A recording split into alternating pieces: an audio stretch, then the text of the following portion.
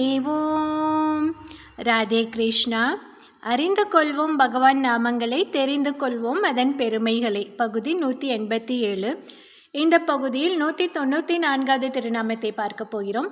இது விஷ்ணு சகஸ்ரநாமத்தின் 21வது ஸ்லோகத்தில் வருகிறது. ஸ்லோகம் 21.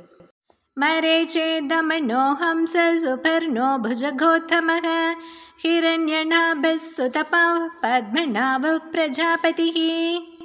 நாமம் 194. ஓம் சுபர்ணாய நமக. இதன் பொருள், சம்சார கடலை கடந்து மனிதர்களை மறுகரைக்கு அழைத்து செல்பவர், அழகிய சிறகுகளை கொண்டவர் என்றும் சொல்லலாம். கருடனின் தாய் வினதை. அந்த வினதையை அவளது தமக்கையான கத்ரு சிறை வைத்திருந்தாள். வினதையை விடுவிக்க வேண்டுமென்றால் தேவலோகத்திலிருந்து அமுதத்தை கொண்டு வந்து தர வேண்டும் என்று கத்ருவும் அவளது பிள்ளைகளும் நிபந்தனை விதித்தார்கள். அதனால் அமுதத்தை கொண்டு வந்து தன் தாயை மீட்பதற்காக தேவலோகத்தை நோக்கி வேகமாக பறந்தார் கருடன். இந்த கதையை நாம் விரிவாக 32வது பாகத்தில் 121வது திருநாமத்தில் பார்த்திருக்கிறோம். கருடன் அமிர்த கலசம் இருக்கும் இடத்தை நோக்கி வேகமாக வருவதைக் கண்ட தேவர்கள் அவருடன் போர் புரிய வந்தார்கள். வரிசையாக 1000 தேவர்கள் கருடனை வழிமறித்து நின்று கொண்டார்கள். அவர்களுள் அக்னி பகவான் கருடன் மேல் தீயை உமிழ்ந்தார். அது நெருப்பு சுவராக உருவானது. இந்த வெப்பம் மிக்க நெருப்பு சுவரை முடிந்தால் தாண்டிப்பார் என்று சொன்னார் அக்னி தேவர். கருடன் தன்னுடைய சிறகுகளை வேகமாக அசைத்தார். அதில் இருந்து கிளம்பிய காற்று அந்த நெருப்பை முழுமையாக அணைத்து விட்டது. அக்னி பகவான் செய்வதறியாமல் திகைத்து போனார்.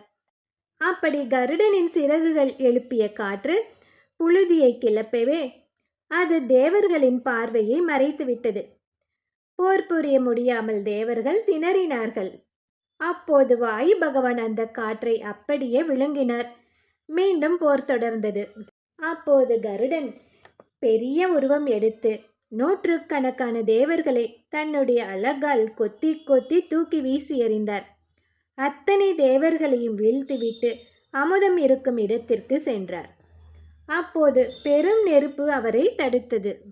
அந்த தீயின் வெப்பம் கருடனின் உடலில் மிகுந்த வலியை உண்டாக்கியது.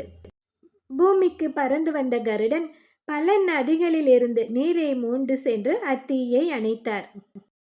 அடுத்ததாக 2 பெரிய இரும்பு சக்கரங்கள் சுற்றி கொண்டிருந்தன. அதில் உள்ள கூர்மையான பற்கள் அதன் வழியாக செல்பவரின் உடலை துளைத்துவிடும். அதை கண்டு அஞ்சாத கருடன் சிறிய உருவம் எடுத்துக்கொண்டு சக்கரங்களுக்கு இடையே சென்று உள்ளே நுழைந்தார். அங்கே காவலுக்கு 2 பாம்புகள் இருந்தன. அவற்றை தன்னுடைய அலகால் கொத்தி பொடி பொடி ஆக்கினார்.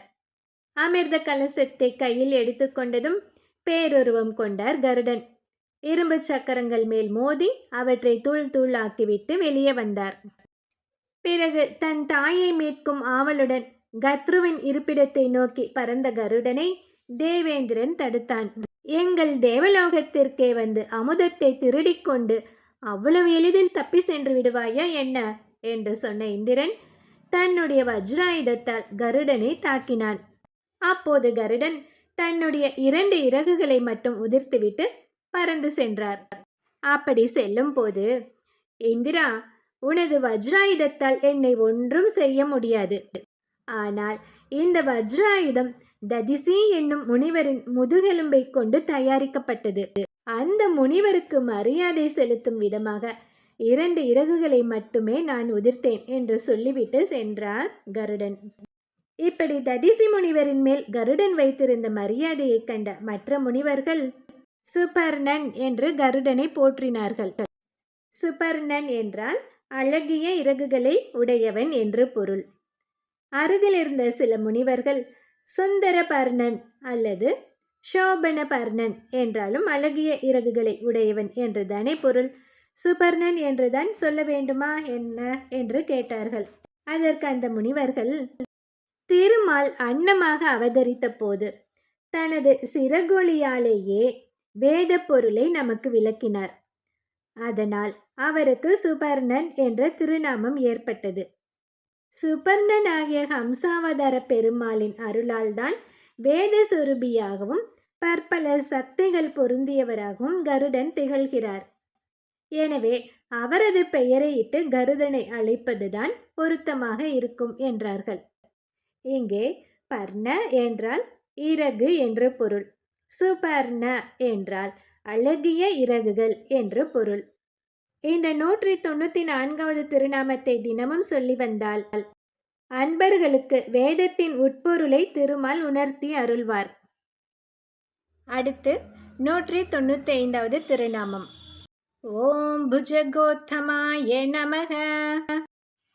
தான் செய்த தவறுக்காக வருத்தப்பட்ட கருடன். அதற்கு எம்பெருமானின் பதில் என்ன? இதை அடுத்த பகுதியில் பார்க்கலாம். ஹரி ஓம்.